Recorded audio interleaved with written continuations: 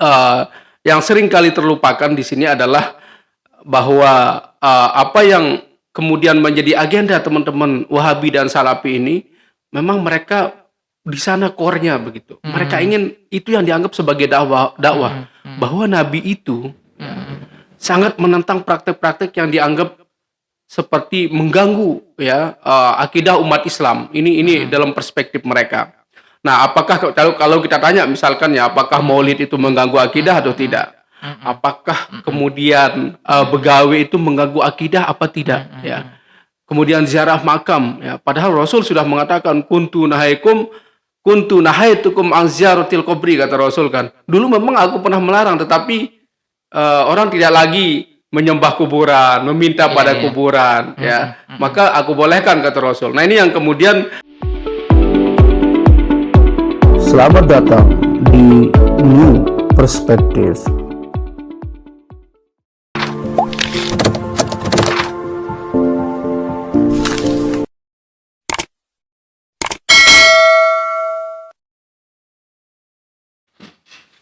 Kembali lagi di New Perspective. Assalamualaikum warahmatullahi wabarakatuh. Bersama saya Ahmad Yani dan Pak Dr. Saiful Hamdi, dosen Fisipol Universitas Mataram. Pada kali ini saya dan Pak Hamdi akan berdiskusi dan membahas terkait dengan adanya konflik aliran keagamaan yang beberapa waktu kemarin sempat terjadi di Desa Mambendaya, Kabupaten Lombok Timur. Kita tahu bersama, Ya, Pak. Oh, repot. Oh, podcast. kita tahu bersama Gara-gara beberapa orang. waktu yang lalu ada aksi demonstrasi yang cukup besar yang dilakukan oleh masyarakat Desa Mambendaya dan sekitarnya terkait penolakan terhadap pembangunan masjid yang diinisiasi oleh eh, kelompok Wahabi. Dan kita tahu sendiri bahwa memang di wilayah Lombok Timur ini di beberapa tempat memang Wahabi cukup masif lah pertumbuhan jamaahnya, sehingga di wilayah Mamben mereka memang sedang melakukan upaya pembangunan masjid yang kemudian menimbulkan resistensi atau penolakan dari masyarakat sekitarnya.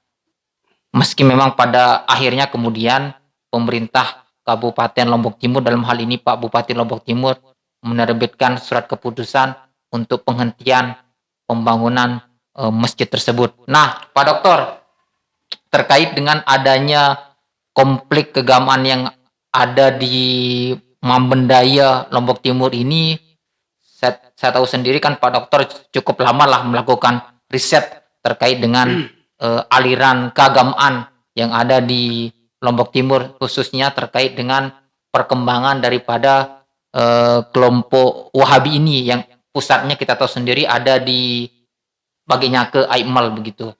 Nah, kalau Pak Dokter mengamati ini, seperti apa Pak Dokter melihat kelompok-kelompok ini begitu, sehingga ada penolakan-penolakan dari masyarakat, khususnya kalau kita bicara di Mambendaya begitu, terkait dengan keberadaan daripada kelompok Wahabi ini begitu, Bang. Oke, terima kasih.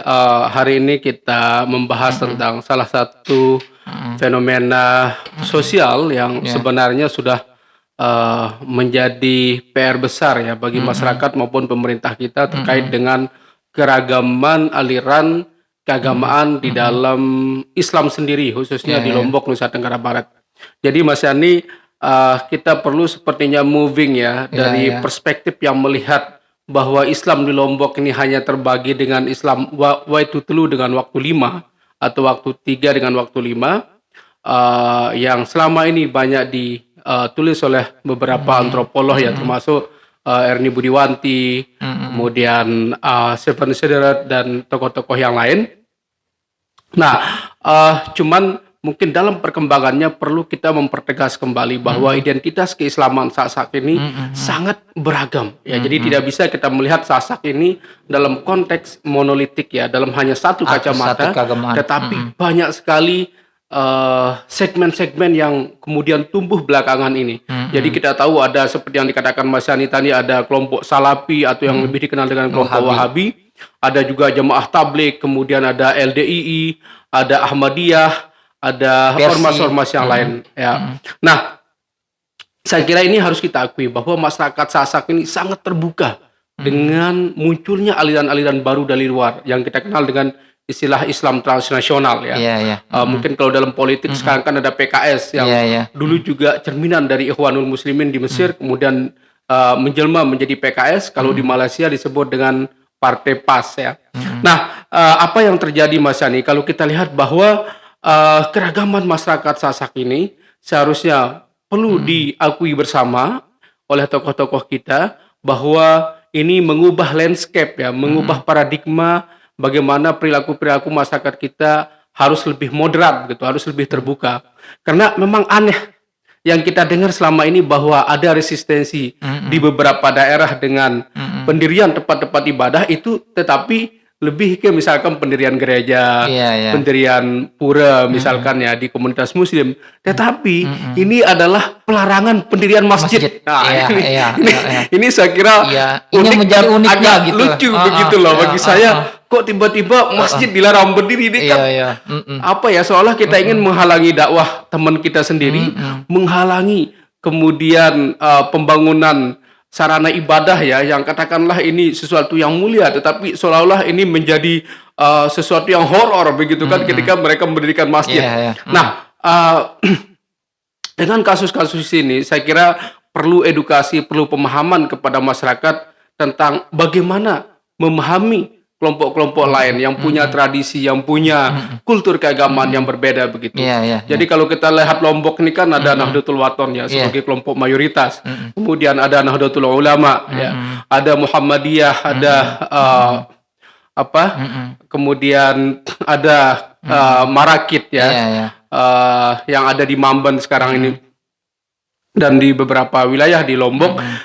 Nah, ini saya kira adalah salah satu bentuk bahwa masyarakat Sasak itu sangat terbuka. Tidak harus kemudian ini menjadi lahan konfrontasi antara masyarakat-masyarakat kita, termasuk juga elit-elit keagamaan kita. Saya kira kuncinya di sini Mas Yani bahwa elit-elit agama kita perlu memberikan penyadaran, perlu memberikan edukasi kepada masyarakat. Bukan kemudian merasa terancam gitu dengan adanya kelompok Salafi, adanya kelompok Jamaah Tabligh ya, yang katakanlah mereka punya frame keagamaan yang berbeda, punya kultur keagamaan, punya tradisi keagamaan yang baru ya, yang berbeda dengan apa yang kita lakukan selama ini.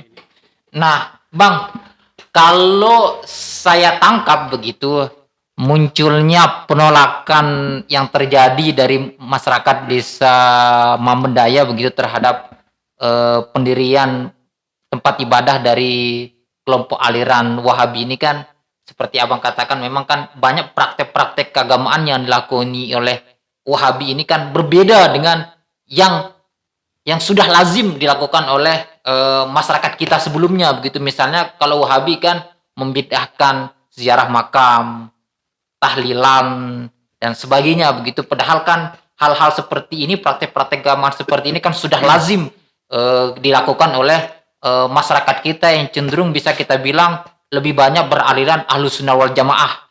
Nah, dan perbedaan-perbedaan ini memang lebih banyak ditonjolkan ketimbang persamaannya begitu. Nah, kalau kita bicara perbedaan dan persamaan, ada nggak kira-kira persamaan lah begitu antara praktek keagamaan yang dilakukan oleh Wahabi ini dengan yang kita mayoritas yang ahli Ahlussunnah wal Jamaah di masyarakat Lombok begitu, Bang? Karena setahu saya kan Abang cukup lama melakukan riset terkait dengan aliran keagamaan Wahabi ini begitu, Bang?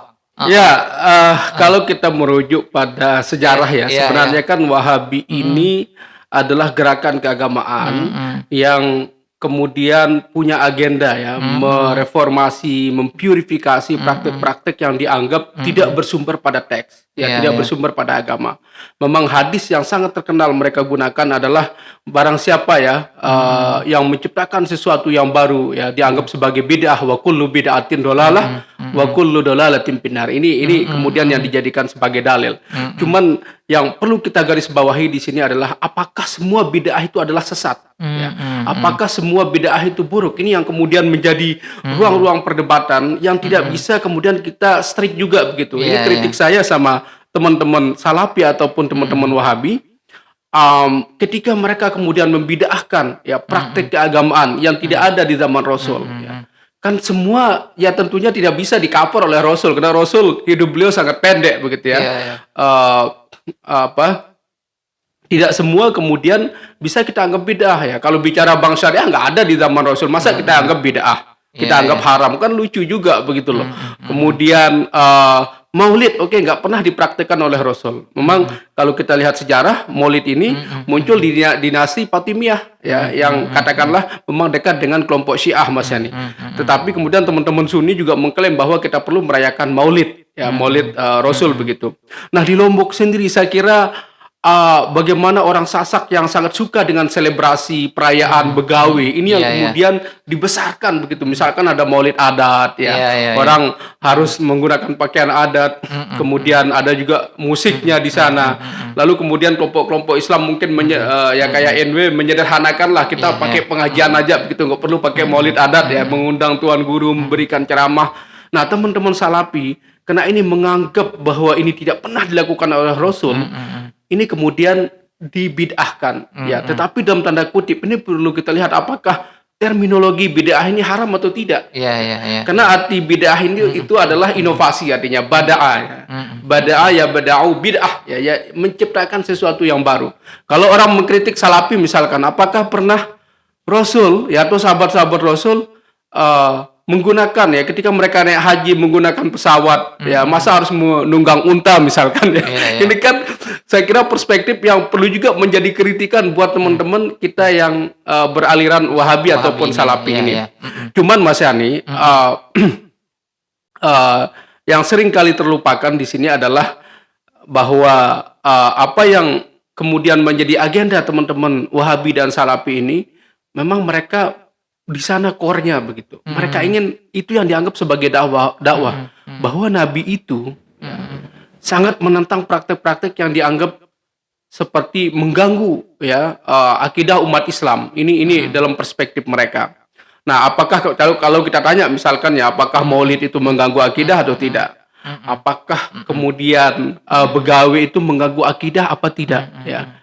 Kemudian ziarah makam ya, padahal Rasul sudah mengatakan kuntu nahaitukum an ziyaratil qabri, kata Rasul kan. Dulu memang aku pernah melarang, tetapi orang tidak lagi menyembah kuburan, meminta pada kuburan ya. Maka aku bolehkan, kata Rasul. Nah, ini yang kemudian seringkali yang terlupakan oleh masyarakat kita.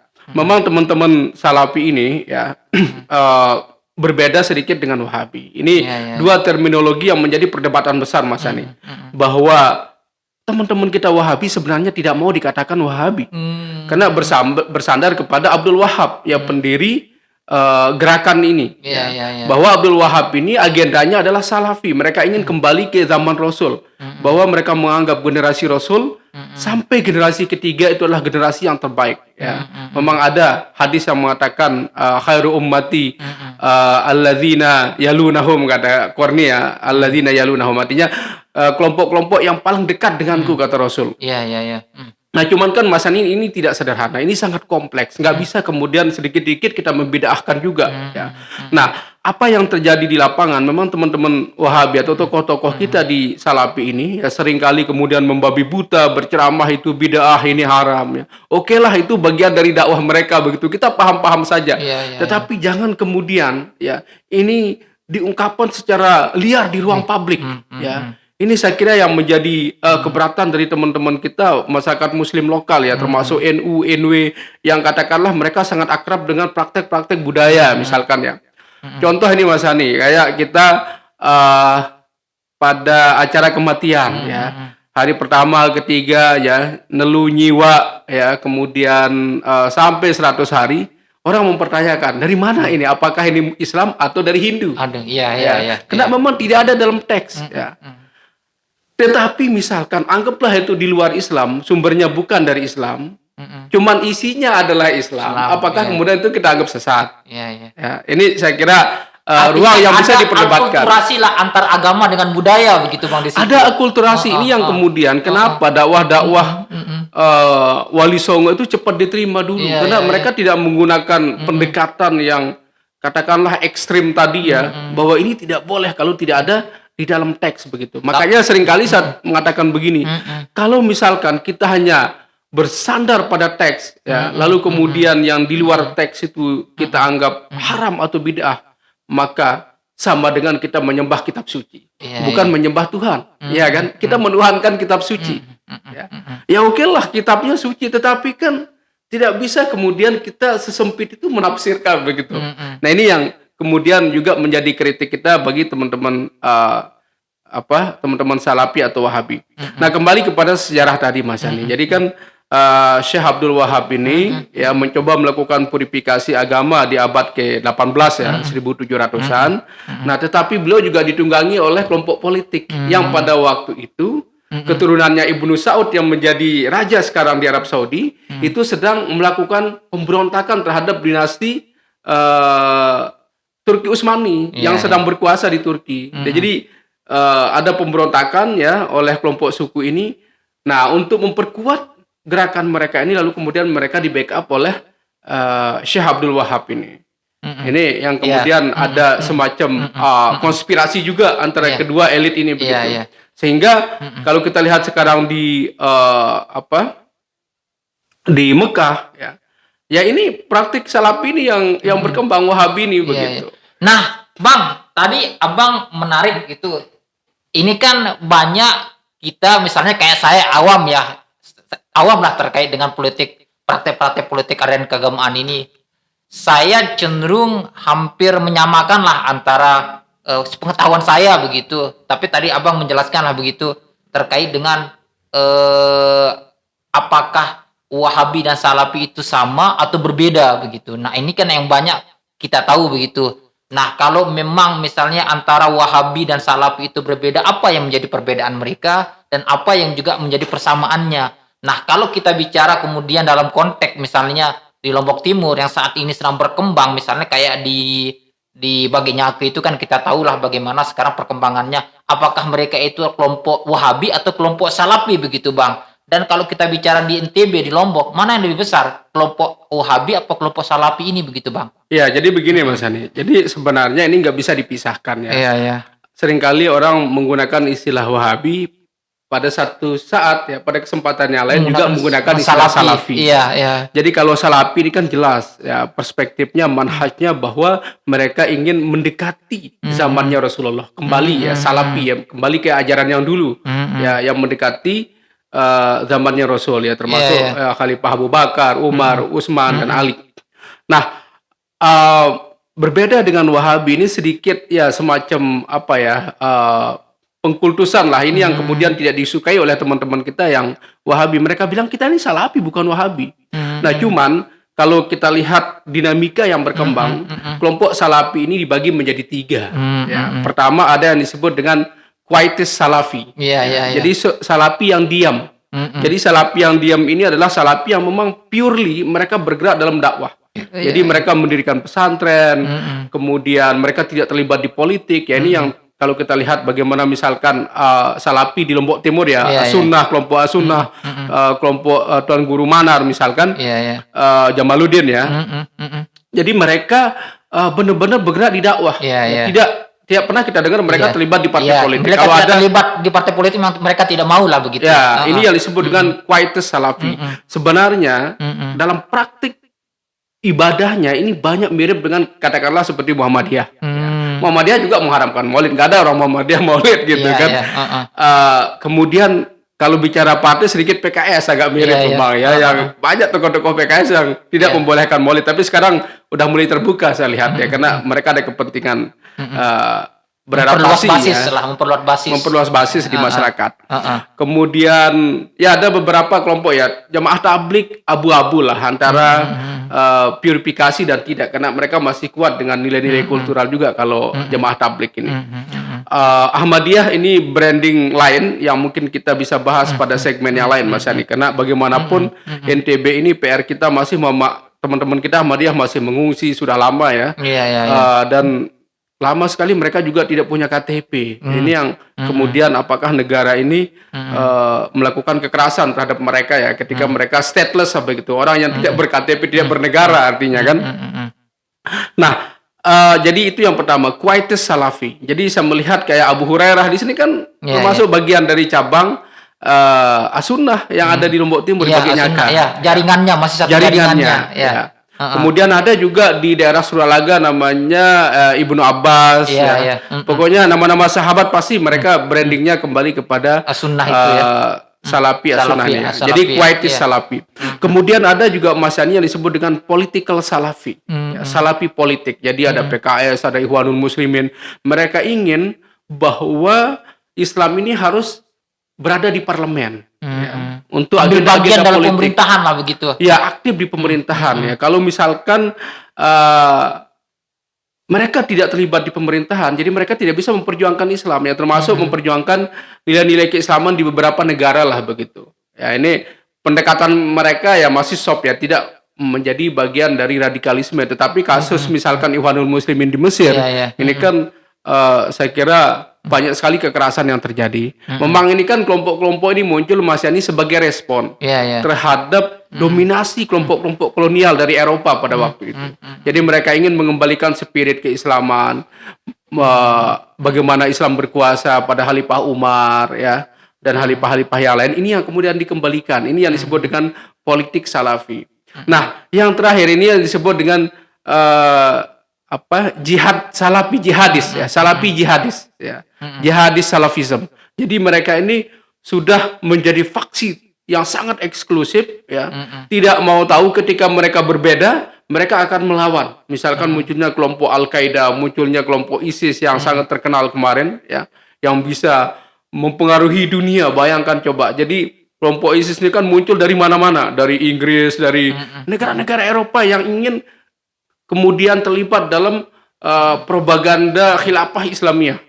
Nah, jadi Mas Yani, banyak sekali yang kita keliru kadang-kadang ya. Dari tiga ini, masyarakat kita menganggap semuanya sama padahal berbeda. Ya. Misalkan Salafi yang quietis ya, Salafi yang diam, yang hanya bergerak di bidang pendidikan misalkan, mereka membidahkan juga kelompok politik ini. Wah, haram dia gitu kan. Berpolitik itu haram begitu kan. Betul. Nah, teman kita juga yang kemudian Salafi politik ini menganggap Wahabi ini kelompok yang lemah gitu loh. Karena jadi, mereka tidak mau berpolitik gitu. Karena mereka tidak berpolitik, hanya mikirin dirinya ya. Tetapi kalau di Arab Saudi kan mereka jadi penguasa kan. Nah, ini yang saya kira masyarakat kita butuh pemahaman. Butuh pemahaman supaya jangan terjadi lagi ada gesekan-gesekan lah. Karena saya lihat yang saya baca ya, ini sudah lama sebenarnya Mas Yani. Misalkan di Sakra, masjid mereka pernah dibakar, kemudian di Pringgasela ya, saya sempat ke sana kemarin, mungkin 2 tahun yang lalu, sempat juga diserang mereka. Nah, ini yang kemudian teman-teman Salafi ini mulai mengoreksi diri, apakah langkah dakwah mereka benar atau tidak begitu. Karena banyak juga orang-orang yang baru hadir di Salafi, baru bergabung ini yang kemudian pandangannya sangat ekstrim, semua dibid'ahkan, semua diharamkan karena ya anggaplah energi baru begitu. Tetapi kalau yang sudah senior mungkin udah capek membedahkan ya udahlah gitu kan. Ya, Bang. Ketika kita bicara adanya demonstrasi kemarin di Mamben itu yang cukup besar kan tentu mengagetkan kita lah begitu kan. Ternyata kan potensi konflik aliran keagamaan ini kan bisa kita bilang seperti api dalam sekam yang sewaktu-waktu bisa meledak begitu. Nah, kalau kita bicara di tataran Lombok Timur sendiri, sejauh mana sih Abang melihat potensi konfliknya aliran keagamaan ini sejauh ini begitu? Karena kalau saya lihat kan kasus di Mamben ini kan tidak hanya terjadi di Mamben, tapi kan seperti Abang bilang pernah terjadi juga di Pringgasela, di Aimol sempat sampai adanya pelarangan. Itu waktu saya SMA lah itu sekitar tahun 2000-an 2003 lah begitu, ketika ada pelarangan terhadap warga yang tanda kutip dianggap Wahabi oleh jamaah untuk sholat Jumat di Masjid Raya Aimal begitu. Nah, tentunya ini kan bisa kita bilang potensi konflik ini kan akan sangat mungkin juga akan muncul lagi tahun-tahun berikutnya begitu. Nah, kalau dari pengamatan atau penelitian Abang selama ini sejauh mana sih potensi konflik aliran Ka'bah ini di Lombok Timur begitu? Ya, saya kira saya tidak mau menyalahkan siapapun Mas Ani ya, entah di pihak yang menentang ataupun yang mendukung gerakan Salafi di sini, karena bagaimanapun saya menganggap ini adalah saudara kita begitu. Mereka belum keluar dari akidah kita, masih kita sama-sama bersyahadat ya. Kenapa kemudian niat baik mereka untuk membangun masjid harus kita halangi begitu. Tetapi perlu juga kita memberikan warning kepada teman-teman pendakwah Salafi ini supaya bisa menghargailah masyarakat lokal. Tidak harus kemudian mendakwahkan apa yang mereka anggap kewajiban begitu ya. Ketika membid'ahkan ini tidak harus di ruang publik. Menurut saya secara besar begitu ya. Bisa aja misalkan dakwah secara door to door ya.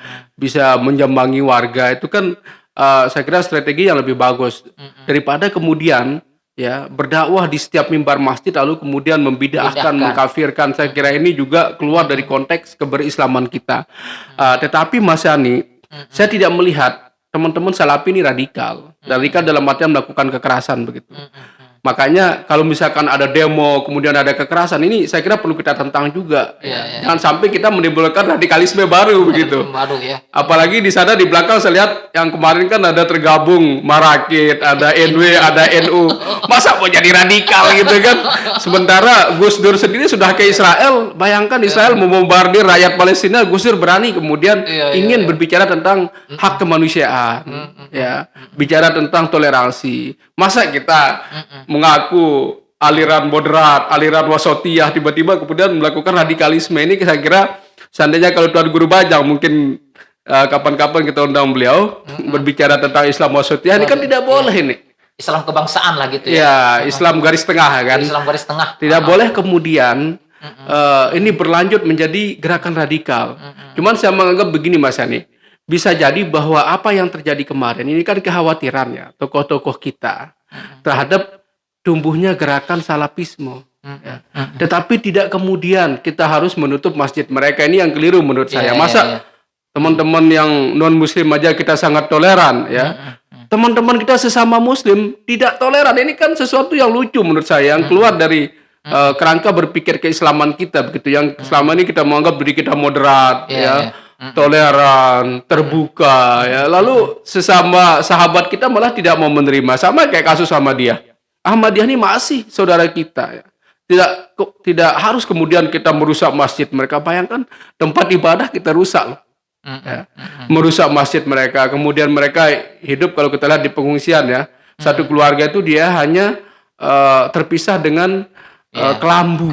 Coba ya. Jadi tidak ada jarak. Ini kan penderitaan mereka begitu loh, hanya karena kita ingin masuk surga, menganggap mereka sesat, lalu kemudian menyengsarakan orang lain. Saya kira ini perspektif yang keliru menurut saya. Jadi tokoh-tokoh agama kita di sini perlu membuka diri, perlu berdialog ya, supaya anggaplah dakwah ini sama-sama fasabiqul khairat kan. Tidak harus kemudian kita saling menjelekkan, ya, saling menghina. Nah, catatan saya buat teman-teman Salafi, ya okelah Anda yakin bahwa apa yang Anda dakwahkan benar. Tetapi kan siapa yang peduli? Orang nggak mau tahu Anda mau benar, mau sesat atau enggak. Tolong jangan kemudian membabi buta di ruang publik. Ya ini saya kira juga memancing amarah warga. Ini kan makanya pendekatan jamaah tabligh menarik kalau menurut saya. Ketika mereka berbicara amar ma'ruf, nggak perlu nahi mungkar. Nah, berbeda dengan door to door, rumah ke rumah. Ya, artinya mereka menyampaikan sesuatu dengan cara yang baik lah, bukan kemudian melakukan kekerasan. Karena bagaimanapun Mas Yani, konsep-konsep hijrah, ya kontribusi teman Salafi ini luar biasa juga. Mereka mendirikan madrasah, mendirikan pesantren, ya. Kemudian mendirikan kelompok-kelompok tahfiz, ya, membantu ekonomi umat. Jangan sampai kemudian kita sesama muslim ini justru diketawain dari luar begitu loh. Anda mengaku toleran, ya, tetapi sesama teman Anda radikal gitu. Makanya jangan sampai ke sana ya.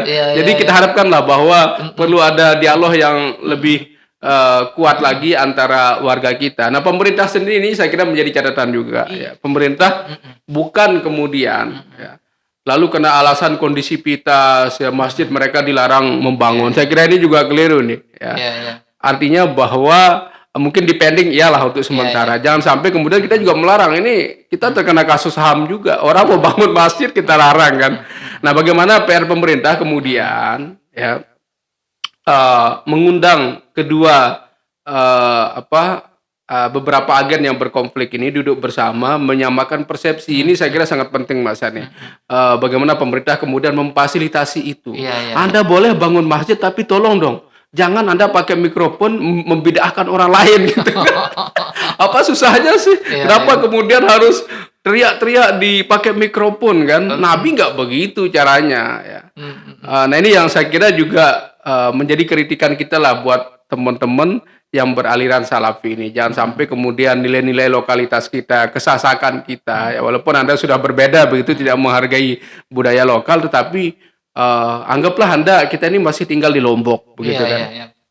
Nah, terkait dengan kan ketika ada demonstrasi yang cukup besar kemarin kan di Mamben itu, sampai akhirnya kan ada keputusan dari Pak Bupati Lombok Timur untuk membatalkan pembangunan masjid itu, walaupun memang kita tahu pembangunannya memang sudah dilakukan secara fisik begitu, tapi kan dengan alasan kondisivitas akhirnya pembangunan itu ditiadakan. Nah, kira-kira kalau dari pandangan Abang, apakah ini sudah langkah yang tepat atau seperti apa yang diambil? Saya kira untuk sementara itu langkah yang tepat, tetapi untuk jangka panjang jangan sampai kemudian kita terkena kasus HAM. Mereka juga punya hak membangun tempat ibadah. Kalau mereka eksklusif, it's okay selama mereka tidak mengganggu orang lain. Persoalannya sekarang adalah teman-teman Salafi ini tidak bisa mengerem diri juga. Mereka menjadi kelompok minoritas, tetapi suaranya seolah menjadi kelompok mayoritas begitu. Ini yang menjadi problem. Cuman Mas Ani khawatirnya begini. Teman Salafi ini kan oke lah mereka kita anggap keras ya, tetapi tidak radikal dalam artian fisik ya, belum menyerang orang ya, belum melakukan kekerasan. Nah, jangan kemudian kita menanggapinya berlebihan juga begitu loh. Melakukan kekerasan ini menurut saya jangan kita membuat gaya radikalisme baru. Kekhawatiran saya begini, jangan sampai tokoh-tokoh kita ini khawatir Salafi berkembang dakwahnya, umatnya semakin banyak ya. Lalu kemudian kita melakukan cara-cara demo kekerasan, ini keliru menurut saya. Ya Anda tolong dong, Tuan Gurunya juga dakwah, perkaya referensinya kan begitu untuk mendebat mereka. Jangan kemudian kita merasa kita udah hebat dengan satu referensi guru kita kan. Kita ini Syafi'i begitu. Ini kan lucu kan, kemarin saya dengar masjid mereka ini namanya Masjid Imam Syafi'i. Saya bilang yang penting jangan Imam Samudra aja. Kalau Imam Syafi'i who care gitu kan. Entah Salafi mengklaim itu imam mereka ya silahkan. Ya enggak? Karena Imam Syafi'i juga mendorong orang pakai burkah misalkan ya kan di NU enggak melakukan itu kan. Saya bilang yang penting jangan Imam Samudra deh ya. Tetapi kalau hanya Imam Syafi'i it's okay.